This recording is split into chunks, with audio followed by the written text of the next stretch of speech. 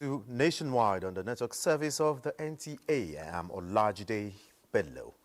Remember, you can watch this broadcast live on our website, nta.ng/live, and on our other social media handles displayed on your screen. Now let's start from the State House. World Trade Organization, WTO's Director General, Ngozi Okonjo-Iweala, has commended Nigeria's government for the outcomes of various economic reforms embarked upon, now leading to stability in the country. The DGWTO, in company of Nigeria's Minister of Industry, Trade and Investment, Olajumoke Oduwole, visited President Bola Tinubu at the State House. Dr. Okonjo-Iweala, who was a coordinating minister of the economy in Nigeria, also offers advice on the required next steps to grow the economy.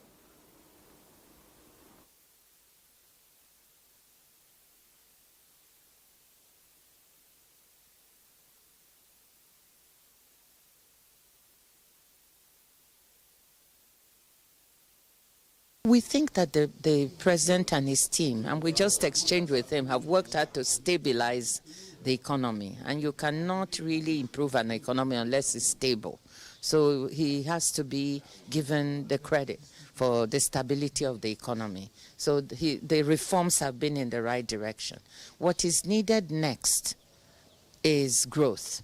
We now need to grow the economy, and we need to put in social safety nets so that people who are feeling the pinch of the reforms can also have some support to be able to weather the hardship. So that's the next step. How do we build social safety net to help Nigerians cushion the hardship they are feeling? And then how do we grow the economy so we can create more jobs and put more money in people's pockets? These are issues that we discussed with Mr. President. The head of the World Trade Body appreciated the President and First Lady Oluremi Tinubu for the Women Exporters Fund just launched in Abuja to support women through economic hardship.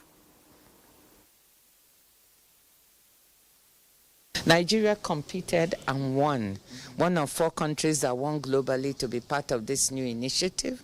We had 67,000 Nigerian women who applied for this, and 146, can you imagine, 67,000, 146 won, and they are going to have money disbursed directly to them. 16 of them won what we call the booster track. Those who already have businesses, but their businesses will be scaled up.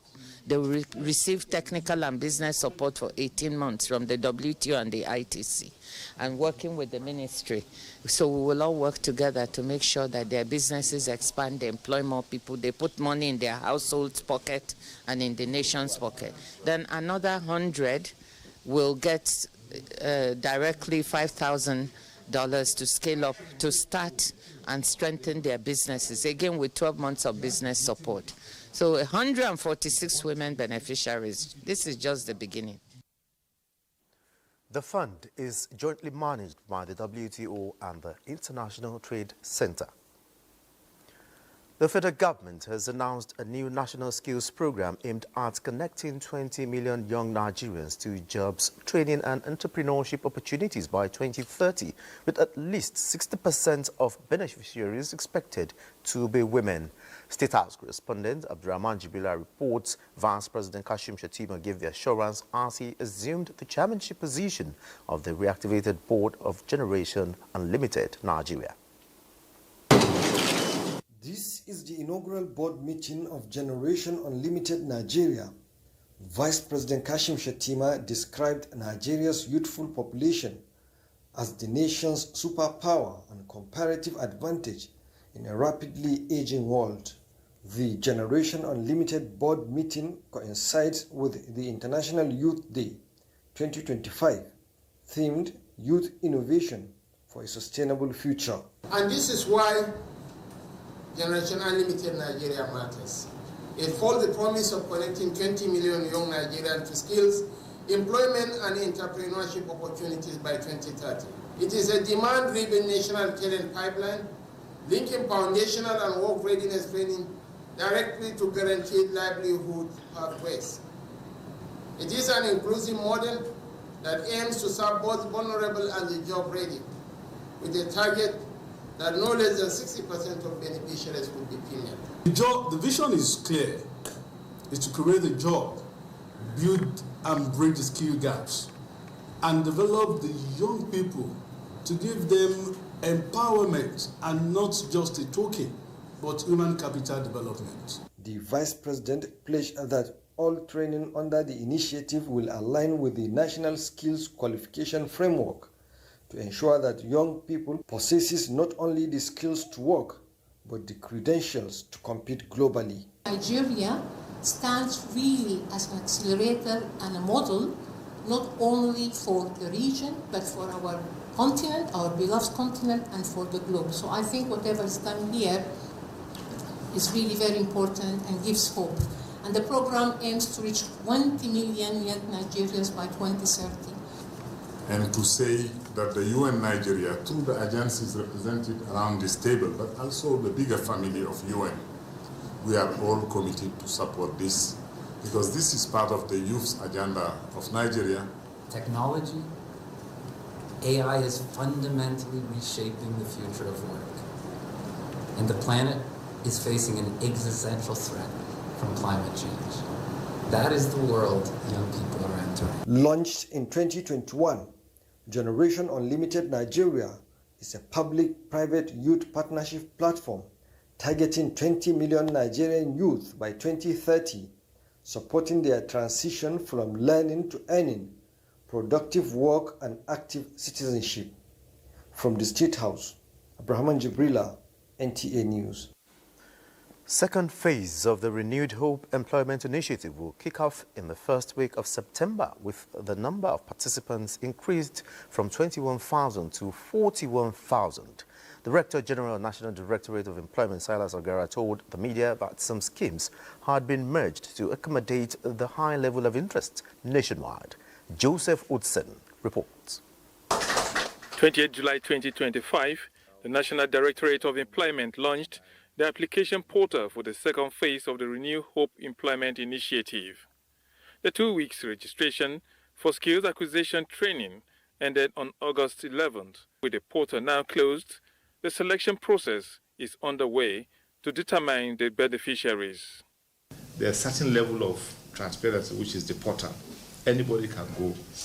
Because it will be wrong for us to sit in the headquarters and approve names and load it on the state. That would be the wrong way to go about it. Because the training centers that are available to us are scattered all over the state. NDE Director General Silas Sagara says 41,307 successful applicants will be notified on the 1st and 2nd of next month. Each ward nationwide will have a minimum of 4 beneficiaries who will undergo entrepreneurship training in about 30 different skill sets based on needs assessments. We are happy that some of the financial institutions, some of the institutions we are working with will be supporting us in terms of resettling some of our beneficiaries. And so that made it a bit easier for us to increase the number. In Abuja, Joseph Osun, NTA News. And the Nigerian Independent System Operator NISO has engaged stakeholders in the power sector with a view to resolving issues surrounding recent tariff adjustment for Band A customers in Enugu by the State Electricity Regulatory Commission. Joshua Ojito reports that the tariff adjustment, which came into effect from 1st of August this year, has cut electricity supply to the state by 50%. NISO intervention is to safeguard stability of the market's integrity and contract operational obligations that guarantee reliable supply nationwide.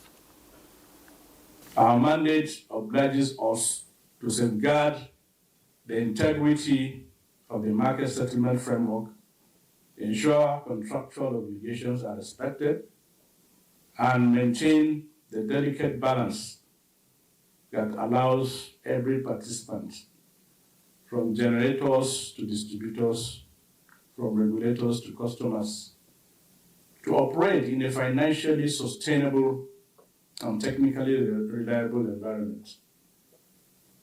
Our objective today is to understand the facts, assumptions, and considerations behind this tariff adjustment, to examine its potential impacts on the wider electricity market and on existing contractual frameworks, and to explore together how we can harmonize state-level regulatory innovation.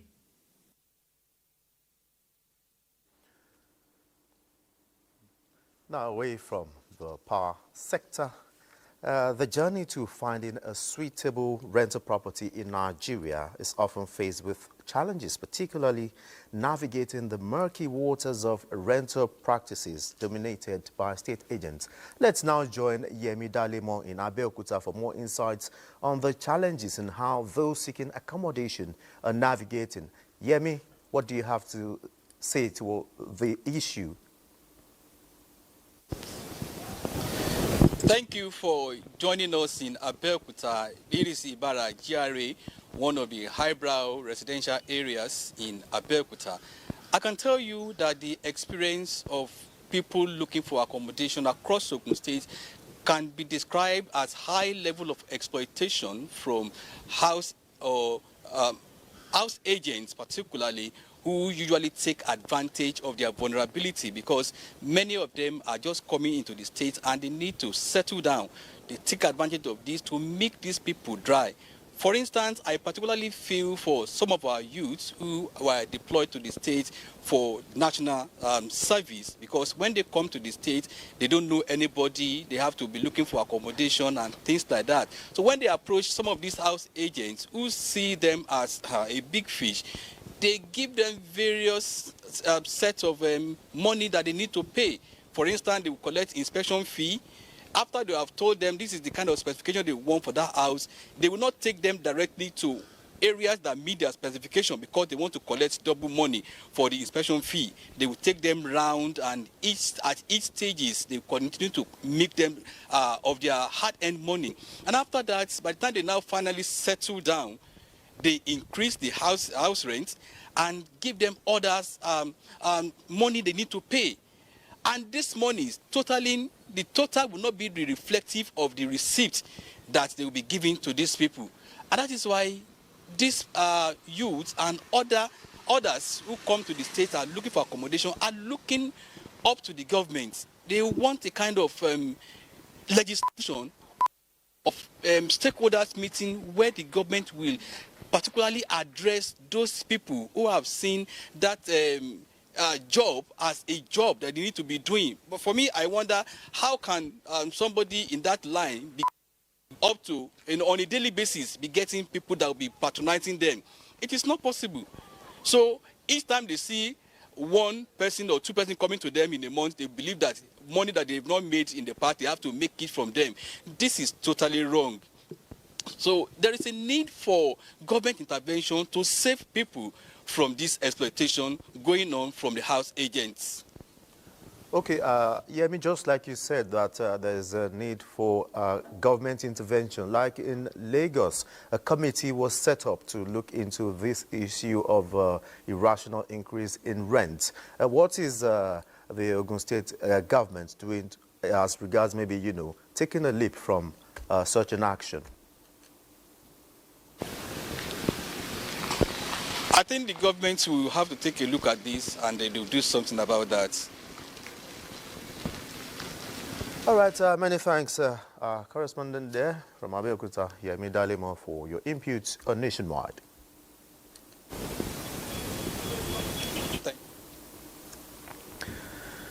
And away from housing, the Minister of Information and National Orientation, Mohammed Idris, is in Enugu with Directors General of Federal Media Agencies at the working tour of a federal government project. The minister, who paid a courtesy visit to the governor of Enugu State, Peter Mba, described the infrastructural development policy of the federal government as key to national development. Chiegonu Aro has the report. Of Information and National Orientation is on working visit to Enugu State to inspect key federal projects in line with President Tinubu's all-round infrastructural development across the country. The minister arrived Enugu with a team of directors general, including the Nigerian Television Authority, NTA, Alhaji Salihu Dembos. Some of the projects to be inspected are the Oncology Center at the University of Nigeria Teaching Hospital, Enugu, the Enugu-Port Harcourt Expressway, Eko Binago Flyover, and the Enugu-Onitsha Expressway. At the Government House, Governor Peter Mba described the visit as a commitment to fostering citizens' engagement and a show of public trust. Minister has just reminded us of how consequential Enugu State is, or the city of Enugu is. And it is indeed true that you cannot talk about the history of Nigeria without copious mentioning of Enugu State. You can see that we have literally moved the entire communication and information structure of the federal government to Enugu today. And this is very, very intentional. The minister, who extolled the giant strides of Governor Mba in infrastructure, commended his zeal in keying into the presidential commitment to distributing infrastructure across the nation. Some of the directors general expressed optimism in meeting up with the president's agenda in human and infrastructural development. In Enugu, Chiegono Aro, NTA News. A time now to join Hingino John Adams in Lagos for stories making the rounds from the Center of Excellence. Good to see you, Hingino. Over to you.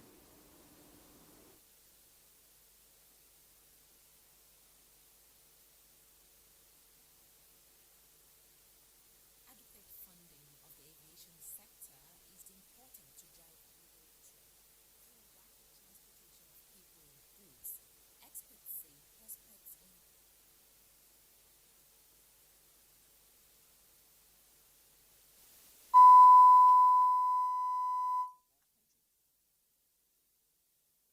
Nasarawa State government is to work in closer collaboration with the Nigerian Correctional Service to stem incidences of jailbreak.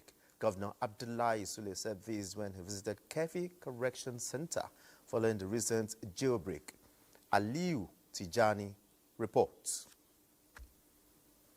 Abdullahi Sule is on a fact-finding visit to Kebbi Correctional Center, where 16 inmates escaped and some personnel of the correctional center injured. He engages officials at the center on measures to be adopted to prevent future occurrence. Inadequate beddings, welfare of inmates are some of the immediate needs of the inmates, which Governor Sule promised to intervene. Yesterday we started the criminal investigations. Most of them, they are complaining about their debts with the courts. There are some adjournment debts who have stayed about 4-5 years at adjournment. And even others have stayed for 4, 5, and 7 years. Majority of the inmates here are actually those awaiting trial at the courts at FCT. They are not awaiting trials at our courts here in the state. But it is our responsibility actually to contact the officials of the FCT, and to see how best we can address that. And I intend to do that because I went in there to see where they are staying, and I saw the condition that some of them are staying is not conducive. A lot of them are actually sitting in one place and uncompacted on the floor. The governor also interacts with the inmates and encourages them to see their stay at the correctional center as an opportunity to be better citizens in the society. He urges them to leverage skills acquisition training for self-reliance after serving their terms at the correctional center. From Kebbi, Aliu Tijani, NTA News.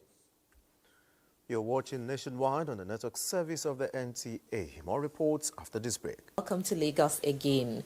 Adequate funding of the aviation sector is important to drive global trade through rapid transportation of people and goods. Experts say prospects in the industry will foster connections between different economies. A viable aviation sector contributes to the economic growth of any nation. Currently in Nigeria, the success rate of aircraft operational efficiency and on-time performance is below the global industry requirement, with aircraft and passenger number on the increase. Some of the reasons why we're seeing the low success rate is 1, aging aircraft, 2, inadequate maintenance, 3, infrastructural limitations, and 4, some external factors such as fuel scarcity, foreign exchange impact, etc. As the present administration continues to invest in the sector to change the narrative and unlock vast potentials that abound in the industry, this forum, organized by journalists reporting airport and aviation, is recommending monitoring of funds disbursed to keep pace with global best practices. To unlock these potentials, we must embrace innovative financing mechanisms, ranging from public-private partnership, build, operate, and transfer models, leasing arrangements, to sovereign-backed financing, and targeted foreign direct investment. There is also the Aviation Fund in the African Development Bank, which we hope that when you have a stronger banking system and recapitalization, Nigerian aviation sector will tap into that. Key players in the aviation sector believe with the number of passengers passing through Nigerian airports on the increase, adequate funding will open more opportunities. Now talking youth matters, Nigerian youth have immense potential that can help the country achieve Sustainable Development Goals (SDGs). However, they need to reposition themselves, keep hope alive, and own their dreams to be able to carry the responsibility entrusted to them. These are the views of youth advocates while speaking on how youth can actively participate in meeting the SDGs target in the country. Larry Bele has more. Part of the nation's population is the youth. Their vibrant and dynamic energy is always visible. But too often, we depend on the government, waiting for the government to do everything. The truth is, the government can't do it all. So you may ask, how can the youth be vanguards of the Sustainable Development Goals in their communities and in their local government? Start where you are. Take decent work and economic growth. Yes, the rate of unemployment is very high, but we can change that by starting businesses, small businesses. Sow that seed of development to convince the teeming youth that there's a possibility where there seems to be no possibility. And so it's that commitment of just sowing or convincing people that through practical work, through vocational skills, through tech skills, that meaningful development can come to be. The SDGs in Nigeria include accelerating the growth of the nation through poverty eradication, adequate health and well-being standards, gender equality, education and vocational training, sustainable cities, communities, and climate change action. To be active participants, youths in the country must display reliable capacities to execute these goals. A lot of youths that I've seen, they lack priority. Most of them are just busy following trends. They don't know how to prioritize and focus on the things that matter, on how to build their own selves. You are 18, you are 19, you are 21, you are 25. You have eyes, you have legs, you have hands, you are not crippled. One of the things of SDG number 1 is no poverty. Now, forget about no poverty in Nigeria or Africa, in your community, in your family. How do you ensure that there is no poverty? Youth advocates state that for them to be positioned as the backbone of the SDG projects, they should be allowed to make decisions on their own to embark on their entrepreneurial journey and be innovative. In Lagos, Larry Bulayi, NTA News. Those are the reports from Lagos. It's now back to Olajide in Abuja for the continuation of Nationwide. Many thanks, Hingino, and welcome back to Abuja. The federal government is taking measures towards addressing skills deficits among the nation's youth for a more prosperous Nigeria. Against this backdrop, the Federal Ministry of Education, in collaboration with the United Nations Children's Fund, embarked on sensitization about the recently launched National Policy and Skills Development for stakeholders in the education sector of the North. Aminu Umar reports. Nigeria is blessed with a vibrant population of young men and women, a demography strong enough to drive the nation towards economic prosperity if only the country fully harnesses its demographic dividends. However, skills mismatch continues to create hurdles, with many institutions producing graduates who are not readily employable. To shift towards a skill-based economy, the federal government earlier this year launched the National Policy on Skills Development. And now it's time for action as commissioners of education and other stakeholders gather to chart the way forward. So you see, the bulk of the students are at the subnationals in the states. So we are going to domesticate this policy and see how it works, especially that most of these states have one type of policy on skills. The knowledge we acquire here, we also ensure that we are going to scale it down to our teachers. We need to look at how can we build the capacity of the teachers to understand the policy and to be able to deliver on its commitment. To ensure timely implementation, the Minister of State for Education, Professor Sweba Said Ahmad, has directed that progress be closely monitored at subnational levels. The Federal Ministry of Education, in line with the necessary objective, will continue to provide necessary support and guidance, collaborating with you to develop state-specific implementation plans and monitor progress for accountability. The new policy identifies 29 core and secondary skills to be integrated into both formal and non-formal education systems. In Kano, Amin Umar, NTA News. And to political matters, the Youth Directorate of the governing All Progressives Congress, APC, has established a high-powered resource center for the engagement of all youth activities ahead of 2027 election and other political development. Political correspondent Abubakar Kwanga reports that the unveiling of the center is to galvanize massive support for the re-election of President Bola Ahmed Tinubu and the success of the renewed hope agenda. I developed a 3-year strategic plan, 2024-2027, which is now being updated to post-2027, on how we want to engage the young people. Our goal is, how do we make our party appealing to students and youth? So that guy in University of Abuja, Gwagwalada, is not looking for appointment, he's not looking for campaign. How can we make the APC appealing to those student community and those youth group communities? The platform is also to be replicated at all Nigerian campuses and offer free facility services to support groups, as well as deepen digital membership, registration and ease economic and social burdens through online transactions. Meanwhile, countdown to the 2026 governorship election in Osun State has officially begun as the Independent National Electoral Commission (INEC) pasted the statutory notice of election in all 30 local government offices and the Modakeke area office, signaling commencement of the electoral process. At an expanded engagement with stakeholders in Osogbo, Resident Electoral Commissioner Mutiu Agboke said the notice follows the timetable earlier released by INEC headquarters for the August 8, 2026 governorship election in the state. Femi Afariogun has the details.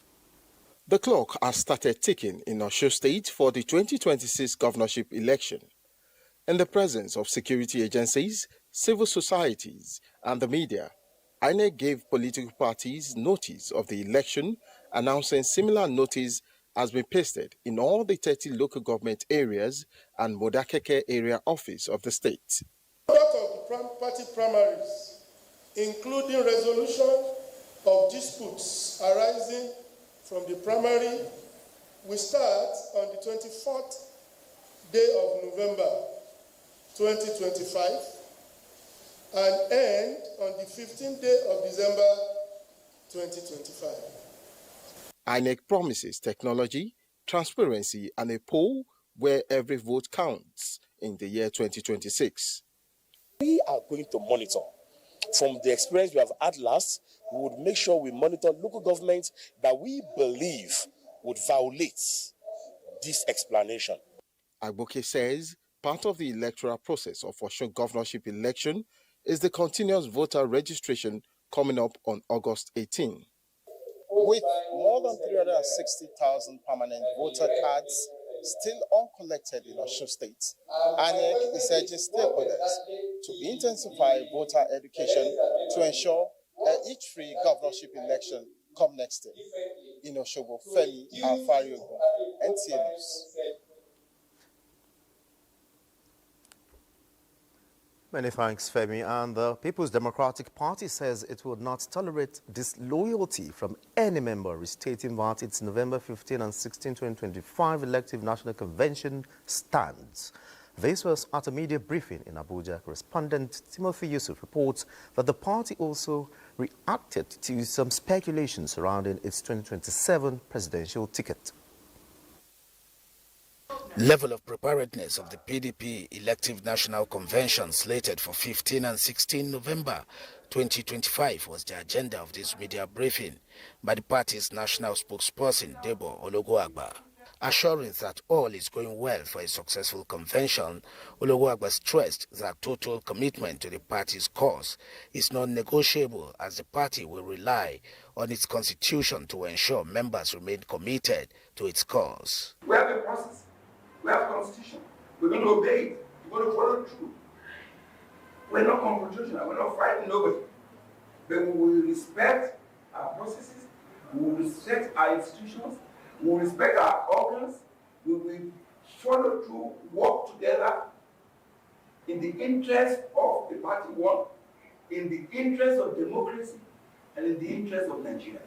Responding to questions on speculations that former President Goodluck Jonathan and the 2023 Labour Party presidential candidate Peter Obi are gunning for the PDP presidential ticket for 2027, the party's national spokesman reacts. The question you're asking is Jonathan. Ask him, he said, "This is not right. I don't speak for President Jonathan. You go ask him, you have access to him, I know. I know you do. So ask him. It's not for me to speculate what, so that's your own imagination." About the recent conditions set by certain members of the party for the success of the November 15 and 16 National Elective Convention, Ologoagba emphasized that the PDP is about the people, not any individual. Timothy Yusuf, NTA News. And for details of preparation for Edo by-elections, let's join Uduakobong Achibong for details from Benin. Uduakobong, take it up from here. Good day, welcome to Benin. Preparations by political parties and their candidates are in top gear ahead of Saturday's Edo Central Senatorial District and Ovia Federal Constituency by-elections. The report. 14 political parties earlier indicated interest in the by-election, but only 9 were accredited, having met the requirements. Among the political parties participating in the forthcoming by-elections are the All Progressives Congress APC, People's Democratic Party PDP, African Democratic Congress ADC, and Action Alliance AA. Few days to election, NTA News sought to know the level of preparedness of the political parties and their candidates. We are still on with our campaigns in Ovia Federal Constituency and in Edo Central Senatorial District. The Edo Central Senatorial District is personally managed by the governor himself. We have an administrator par excellence in Ovia Federal Constituency, and we have an experienced legislator. So far, so good. So we are doing our best, and the people are energized. We are running an issue-based campaign. INEC had recently announced in a stakeholders meeting that Labour Party will not participate in the election for not indicating interest. The party's chairman, Kelly Agboloi, speaking off camera, said the matter is in court. Meanwhile, INEC has assured Edo people of credible, free and fair election, while calling on eligible voters who are yet to collect their voter cards to do so. In Benin, good luck in any. NTA News.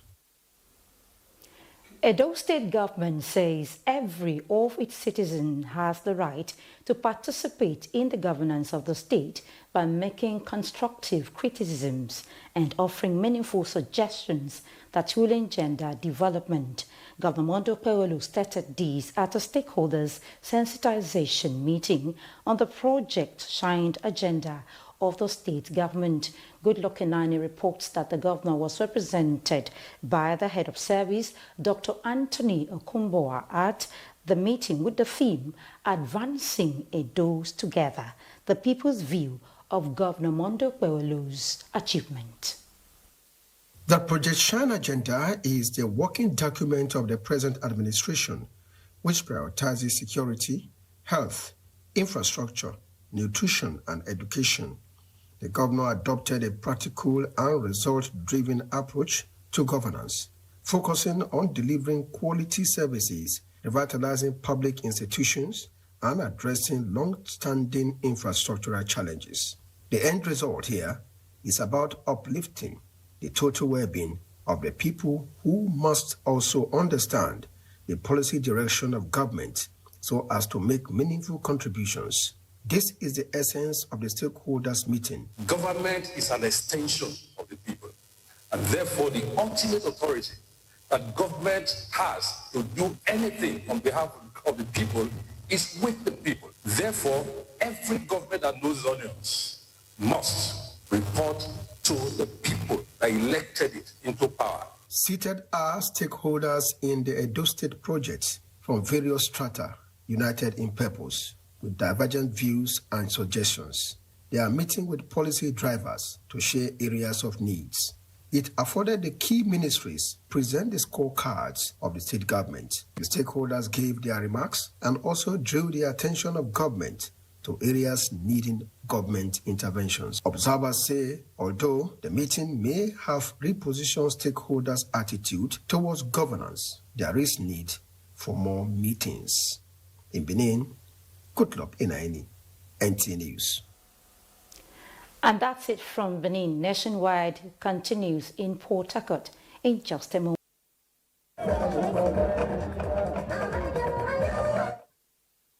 Suspects in connection with a viral video wherein some minors were being dehumanized in an alleged spiritual cleansing in Port Harcourt. Parading the suspect before newsmen, the Rivers State Police Command says the investigation has commenced towards unraveling the circumstances behind the acts. Emmanuel Lene reports. In the recorded video which circulated online, 32 minors were seen naked and being flogged with palm fronds in a churchyard in Eneka in Obiakpo local government area of Rivers State. The police subsequently stormed the church and arrested suspects in connection with the activity. They include 5 senior members of the church and 27 parents.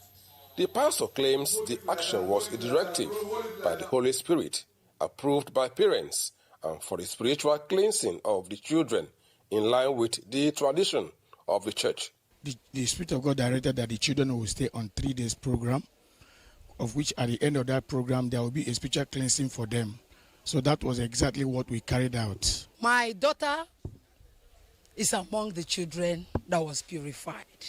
It was through the direction of the Holy Spirit. So whatever the Spirit says we should do is what we do. And the message was that death was in the air, that they should please purify the children. However, the Rivers State Police Command declares the act illegal. Hence, the Commissioner of Police has ordered launch of a full-scale investigation into the matter. The police action is backed by officials of National Agency for the Prohibition of Trafficking in Persons, NAPTIP, who are also monitoring the situation. Preliminary investigation revealed that the pastor said he has a 3 days program for the church, and he was led by the Holy Spirit to conduct this program. So that was the reason they started using that rituals where they saw on social media as if he was using a pamphlet, flogging those little children. They are seriously abused, whether spiritually or they said, or not spiritually. That is how now to look at it today. Items recovered include 1 small and big basin which had contained some red liquid. Until the police concludes its investigation, all hands are on deck, awaiting the next possible action. From Eneka, in Obiakpo government area of Rivers State, Emmanuel Lene, NTA News.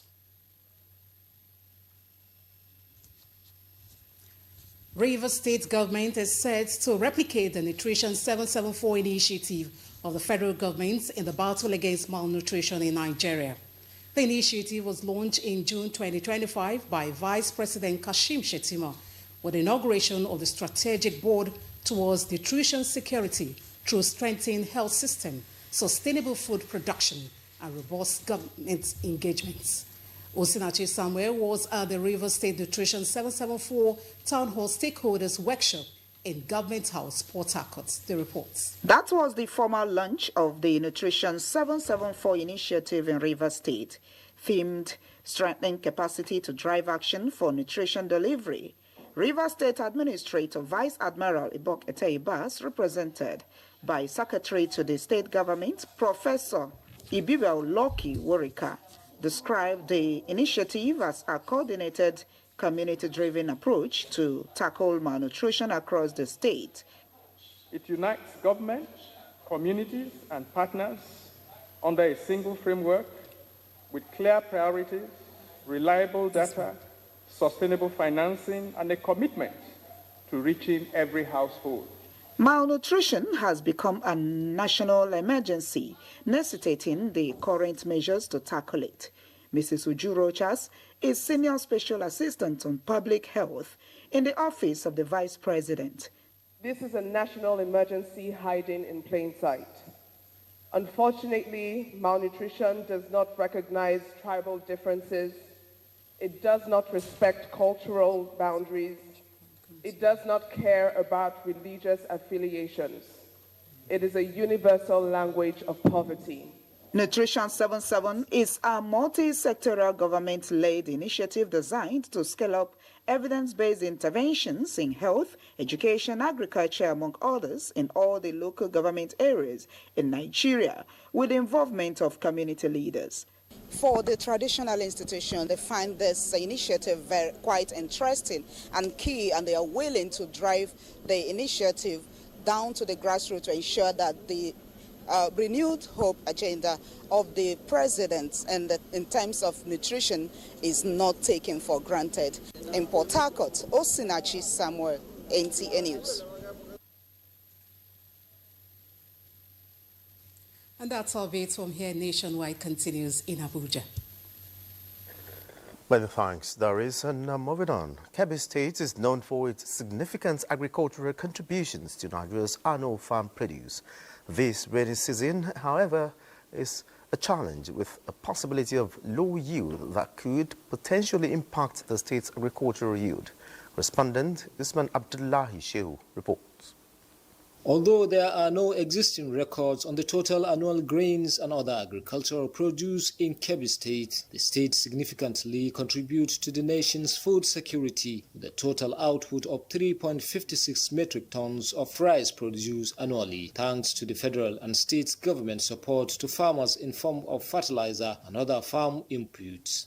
The story is, however, on the verge of changing this wet season because this crucial input for crop cultivation has become a scarce and expensive commodity, putting this year's agricultural yield at risk. And we all know what will happen in the long run is that the productivity of farm yield will be low because the required farm inputs have not been placed in the farm. The reasons for this scarcity are twofold: lack of fertilizer ponds in the state and inflated prices in the open markets. Our needs and that of our crops is just fertilizer. It is not affordable in the market for a small farmer like myself. It has been the same farmland cultivated over the years, so we are in serious need of government fertilizer, which is affordable. Kebbi State's government distributes fertilizers to farmers at subsidized rates, but unfortunately this year the exercise is not in sight, exacerbating the farmers' plight. According to experts, this potential crop failure could have far-reaching implications, not just for Kebbi State, but for the entire nation. Usman Abdullahi Shehu, NTA News. Now let's join Usman Shehu, who is standing by in Breeding Kebbi. Good afternoon, Usman. What measures are being taken to remedy this situation? Thank you very much. Before I go into the solution, let me give you a vivid picture of how the situation is here in the state. Last year around this time, a bag of fertilizer is sold around 20,000 naira to 35,000 naira, while this year a bag of fertilizer cost at 47,000 to 60,000 naira. In the course of my investigation, I've learned that there's a serious need for government to come into this matter to address the situation, because only government can provide this fertilizer and give it out to farmers at a subsidized rate. There's also need for government to ensure that the distributed fertilizer did not go along the way into the hands of the black marketers. Many thanks, Usman Shehu, for keeping us up to speed from Brenin Kebbi. A group of people under the aegis of North Central Agenda has lauded President Bola Ahmed Tinubu for prioritizing the place of North Central stakeholders in his renewed hope agenda and governance approach. The group commended the emergence of Professor Ntawe Iwata as the national chairman of the governing party and the extension of tenure of Adewale Bashir as Customs Controller General, as well as changing the socio-economic and political trajectory of the country.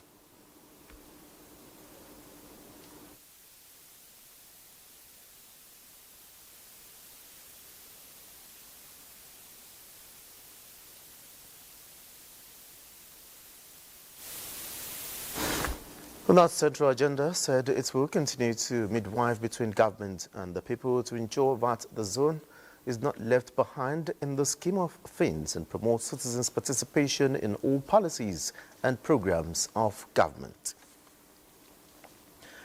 To improve staff welfare in higher institutions, federal government has introduced an interest-free loan scheme of up to 10 million naira for tertiary institution staff with a one-year moratorium and a 5-year repayment plan. The newly launched Tertiary Institution Staff Support Fund is a bold step towards enhancing financial independence for Nigerians' education workforce.